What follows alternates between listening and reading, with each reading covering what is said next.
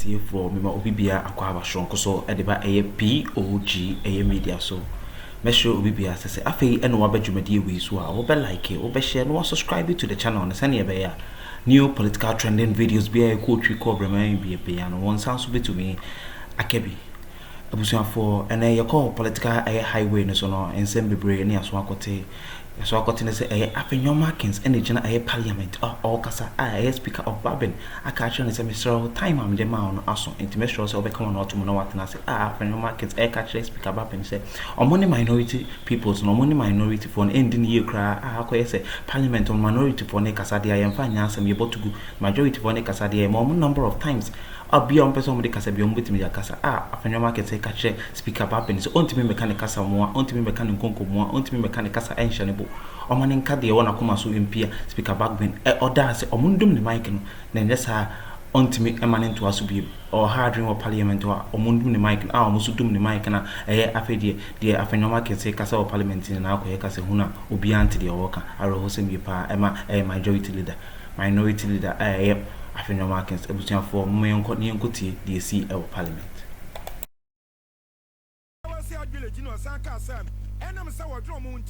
and the Cobas and Canny, Mutia and the Comeca, Yanano, 5,000 Ghana citizens, and name Wabba so, and your sister 2,000 Ghana citizens, not just and this Albania Bayam, Wayaka do Pass of Bebuam, and my young man come from my country to Concrum, Bibiatma Kwakama, Abraham, Yara John Tramani Mahama Wakasa, this order to gonna be any. And so we brought competent people together, headed by Alhaji Collins Dauda, as a task force to organize the Hajj for this year. After this year's Hajj, we'll constitute the Hajj board, and we will appoint the chairman of the Hajj board. I've instructed the task force that Hajj is not a business. Hajj is not meant for profit. The Hajj task force must not structure things in order to make a profit. We don't want a profit from Hajj. After the performance of Hajj, if there is even 1 CD left, that money should be donated to the poor or used for a project in the Muslim communities. I was for Penny Cassia Martin Kane, a Ghanaman Penny Ň0w John Tromani Mahama, and to a snap by the air, but my young man come before, one more to conclude to come and be aqua come on.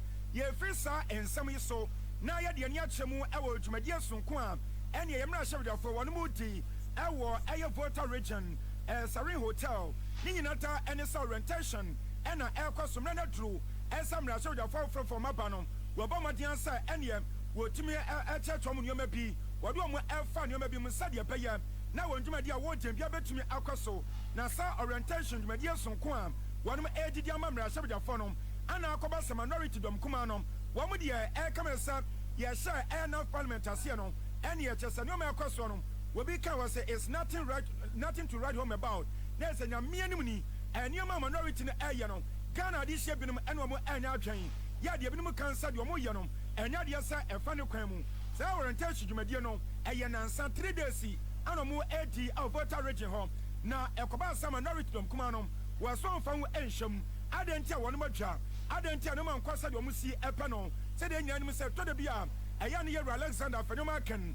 Watching a Tom winning our Mrasso de Fiamu, our parliament one will be now Coswam, and opening Castle Bob Bonacini, near Tobian Pub, from Potimiba, and yet the child one and Sabima Bio, I had the air Cosbra, Sona air Coswam, now Coba some minority leader, Yara Alexander Ň0w Gina Simpioso, now Penny Cass and Reduce or Cassam, Wakasa ya. I'm a speaker, Yara Alban, someone I came for Bagbin, air cultures and the Thomas song. Then Sarah Alexander Ň0w say, Speaker, won't to me come and so. Want to me come a casa boys, Yamayam, Jammy Mamin Casania, a Cobasa speaker, Bomadiama yet in the Micanum, Wamu Dumuno, Emma went to me and Casabian to Chessa, when we can't sell before him, and an so Emma Cobasa Media, and a minority side, Ya come Casa Boas, Yamayam, Yan Fowl Buania Nidia Emma Parliament, what ya any said Media some quarantine custom, one from Ensham, and I'm so my Ň0w Alban, someone I came for Bagbin, who are penny Cassia, Chachim, a Quania Sadi, Alpha Sobaya. And it may be on some from Ň0w Samno, ABNA. We lost a very great opportunity because the turbulence of Parliament once again has shown. I only saw a WhatsApp message last night that our colleagues, our brothers and sisters of the New Patriotic Party have opted out, giving a reason that is completely unacceptable. There's good reason why we choose venues for this. It's not partisan. There's always a search party, and they go around, discuss with the various hospitalities, look at the cost components, the facilities, their suitability, the convenience of your movement, because there are other pressures on you, and there's core marks before we decide where to go. There's no partisanship in this at all. This time around, the parliamentary service followed the same. That is what is done. And the final results are brought to the Speaker. And until I have a very good reason why it shouldn't be at that place, I just give my approval. And to have 276 members of parliament and staff. Nasa Achamini ЯВ0w ewa Ghana Mrasha Bejafiamu Y0w Alban Sumanakin for Bagbin and on one Kasai the entire and I'm so Amasabre minority dom Kumano one passage Media Wadon Eshamu na and watch an Achamini Sato Suchasa Namian Munikwania Yafaso Emma some Ero Pipium a happening and unto a best said Emrasha Bejafoya one more ever honomono one can we say I'm no Quabum Namanam Yamopa and some but one man. Moya Ghana for tea and unti, I'm some cotton chain. Then you may Babuama Ghana 2 and Pona and no, and when you can end in home, no somebody be any. Because the staff work with you, and if you don't build the capacity of the staff, the institution, they will not be in the position to serve you, to provide what you need to be able to satisfy the immeasurable, unlimited demands of the country, of your people, and of the world. So it's usually a large number of people. The reason is that the cost component is too much, and they don't want to be part of that. We don't want to talk. Please don't allow your political differences to enslave you. Don't be also enslaved by our history. And that's one of the biggest challenges we have in this country. What our grandfathers did is what has enslaved us. And who will emancipate us from our mental slavery? Nobody except ourselves. I was a panic, Cassiamotan can one day at Chamini, Ewa Ghana Mrasoja from Y0w Alban Sumanakin for Bagbin. Now, what Panicasano, Ekasaviano, and yeah, what Panicasano so, what Wabwa, a Domano majority Domcasano farm, majority chief report, Tentrum Bibia Emo. Y0w Ross Nelson Dafiamakom, one also Casabi HS Edom Kuma, Yenu Samuni Mua Enye, Nansa Jansamasi, where they are unfortunate and tell you cry. This training section is to improve the capacities of our members of parliament as well as staffers, and so the decision is most unwelcome. But it's their right to participate or not to participate, whatever reason they have for doing so. I believe there were matters that we could have resolved amicably for them to participate. We will go through the training program and step. Obviously, it will have an impact because the training is not only to build capacities, but it's also for orientation. And so if this is being offered, that some section of the people who are supposed to benefit are not participating, then it's a worry.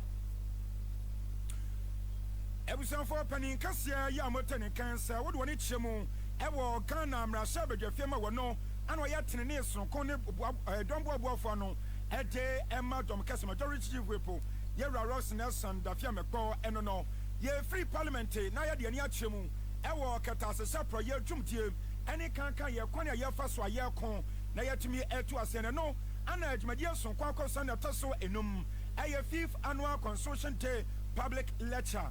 Ya no aircraft so ewa encamantamo Jumedia Sonkwa aircraft sway no more cassa edia fasa de beya ebon kwan ya yebetime bone ya constitution ben sachewum na boy ya palma corruption yet me to ase wo my kan mo fisa wo sha o my kan ma nipa kakra bi anom de o my madwen sa so mo ya nanso bone ahye wo no mo ema wo mo hwia ye no na wo no mo edi na afa so mo sa di abro enso edia account na sa de media ya kwa sway ana wo to on sa first special prosecutor Y0w Kisi Ejaben, Emma Penicasa Quacasa, our side medias no chemusa, and when you pass on my canna, you to me a review reforms, and such as some coupon, our mamma consortium emu equani, ya first way yacatas a separate drum, yes, ye cool Edianesa, while my canna de Debiano, ebeya keka na meka bie won na che sade na kwasa agoro bi na eyedie enti yemomode ase yebema nsache atumi abaso na afa obi biata yebeche ne sa wode no ahya katase no praye mu no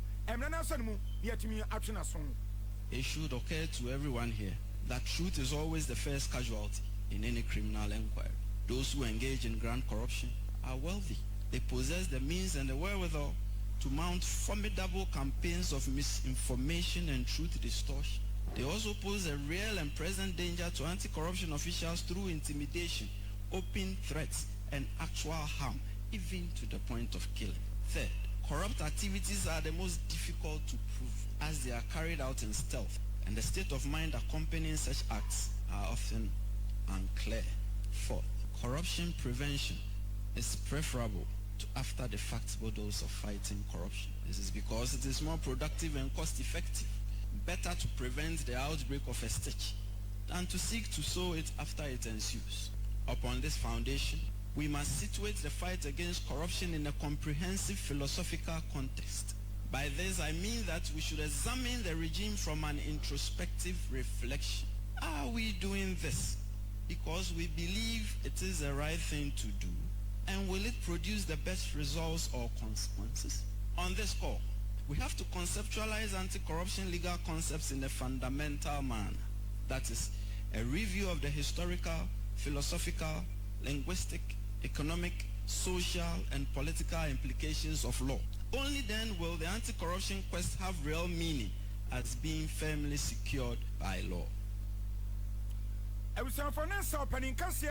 Special prosecutor Mediotano, Yera Kisia Japan, what is a Wakasano, na enwachem kobima nka bidiam penfosi achiri ewe enyoman nyinata emuanunteno and I'm so my lawyer ni ba ko abre ye papa wodi ne djuma se ankwankwa lawyer ni a private legal practitioner lawyer Samson Ladi ayenini wo paninka se kasa no chese eye no kro kata san pan die e kama se akwaya adesoa akwaya se ekam ana se eya yekom ya bre ewe honi nyinata enesa wo be biata ye beche ye manefa ne hodi so ho ye manefa ne hodi o enu ntan san ma bone ne guso ya ekoso ewo man kan mu na wande oso board so bo mo no for free side wo munya tumi a wo ma won sa so asi ana sa de bone ho no no ma ye me nua no scratch my back and also scratch your back titime chima no so titime twima sa de ekọ no wo ntiba sa na sa fo na ya che wo no ye ntimi mpane hye wo mo ye wura lawyer Samson ayeni ne so ne de nie.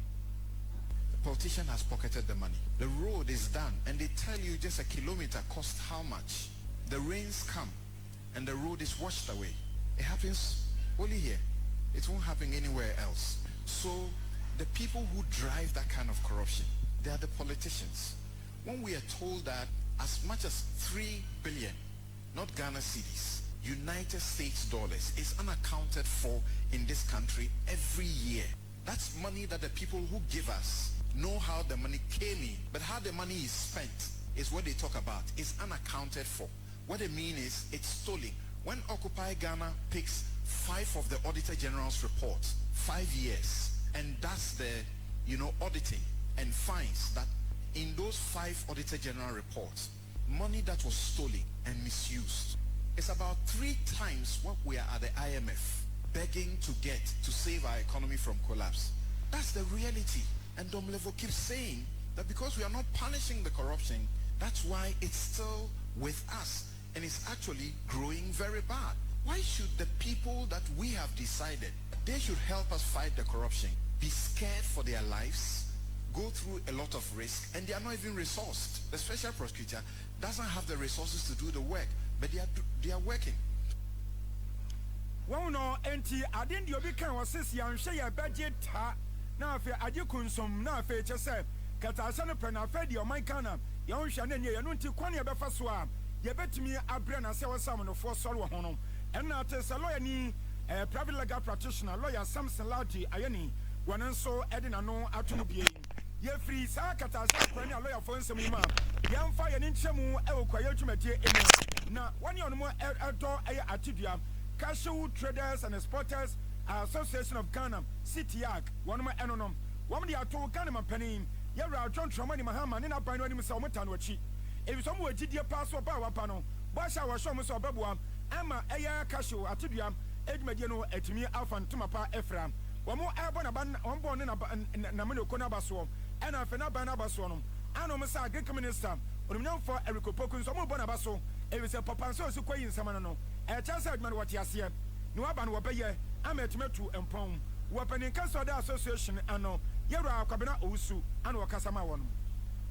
I don't say a buy for Fraba. The Pessia Chair Minister, Mani Trimqua, Mana Quaba, Mana Abat Nasi. Na Esri Yamia Hordi, Yamenqua, Niamia Junimano, say, which me de Abwa a Greek ministry. No, the Dicam say Cashew, Adia, or my no way is Swadi who say the Pesa Quenimu, Minister and so sad I sona. Yanto sort of four, any more county answer. I dream say the anymore who be a rebel, I made you medino at me, Akuffo. Now, the Dikan or Emra Omaye at 2023 Trigger Development Act. No, if I say it to me, Juma, and the minister or Timubi no more, and the full man, Tin so Boahe, Amana, Juma, Titruni, I'm an only for no Mudijano. Who say, Naijidis or Mode, Jumano, Yeni, Quans no money, if I say Omuba, Omunfa, Ghana for, na Omunfa, Moidma, permanent jobs, creative companies, na Ghana for my near Jumane. A Jitum na GD say, Cashew bet you am a nipa bebre, a Juma ewo mino. Which me I can say, company bit say Olam, Ubi a Yaka say to Olam, but on one small way, no, obey you may bet you a farm for a moment. Tia Pese, Saye, a no dedica, na fee, it me dear Cashew, no, your home say 10 years development plan be I to one. It me this super pepe, 10 years near increase production and do 500 metric tons. Na fee, it will process at least half of it, na abwa. Ama Cashew no edi ska abre o mine. Juma yeni ya ebe boy ankran no me muni nyina.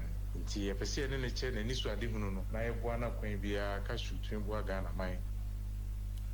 I was on finance Cashew hu dwumadie kono fa so be koso ana mo te se woni a wonom edua sa Cashew atudua yi eno mo so mo ede kwa ma wudo skoton na wonya ska ede be boa man kan mpuntu opani oto ma no J0w kwabena osu na te se waka ho asem yin ye free sa kwaye mu nsemu yamfa ni enchemu ewa pomte ensem emu na wodo ni chemu ewa tibiri mantama ene ye sanya do wodo aka akoma eye heart diseases no mani mu so pan kan cancer 2024 ebra afini kona wi na ese eguso a ekona nim na Dr. Penny J0w ni chemu ewo eye etifi to mantama emu ewo tamale teaching hospital wono Dr.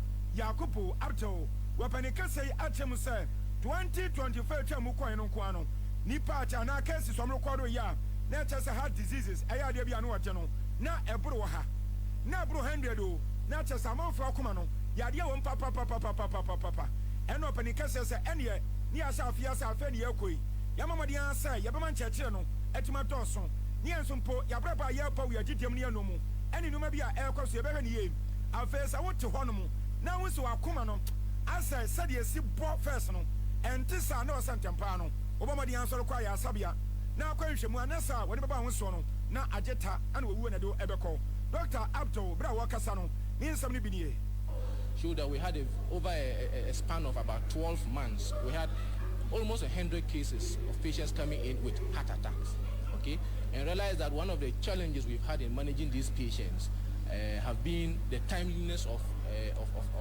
coming to hospital presenting, and then the appropriateness of the interventions that we give. There are so many challenges that we have at various strata of the healthcare system, and so we hope that the topic that we've chosen will be will drive home the message, okay, to all stakeholders that have interest in cardiovascular disease, that we can put our heads together in order to see how we can appropriately manage this condition. Obi bia waje bre e dia he do obi bia waje bre say ni bre di he ase aha POG Media political trending news bia obi bia no POG Media na on sabi to me aka e ma ore mfi ade ba ko so be notification bell no so so se ne be ya political updated news bia ko twi ko bre mai ba bia no won san so be to me aka bi se wuti ebusun for ni age order for so wuti we ni age aha POG Media aha na on sabi kan political trending news bia o pese on saka bia madam Akroma